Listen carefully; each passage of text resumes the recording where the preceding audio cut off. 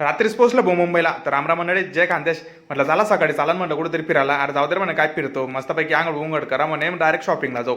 मग आंघोळ उंघड केली भाऊ, मस्तपैकी खाली उतरलो. तुम्ही आता बिल्डिंग विल्डिंग पाहताय ना, हे आपल्या इथं ताईचा फ्लॅट आहे, मस्तपैकी चिड्यांच्या खोक्यांसारखं खोक आहे. इथं तुम्ही पाहू शकता, हे लोक राहतं खतरनाक तर विचारूच नका ना. बिल्डिंग कुठे बी उच्च तुच्च बिल्डिंग आहे रे भाऊ डायरेक्ट.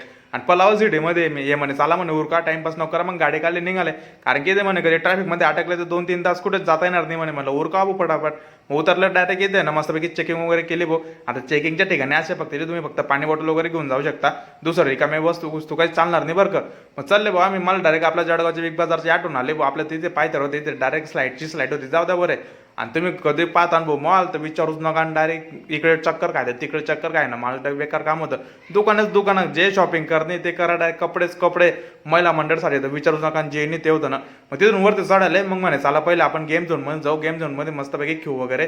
तर मित्रांनो, तुम्हाला गेम झोन मधला खरा राडा पाहायची ना, तर तुमच्या भाऊले फॉलो सबस्क्राईब करूनच ठेवा. आणि फक्त वाट बघा पुढच्या व्हिडिओची. तर कसं मित्रांनो, भेटू आता पुढच्या व्हिडिओमध्ये. जय श्रीराम, जय खानदेश.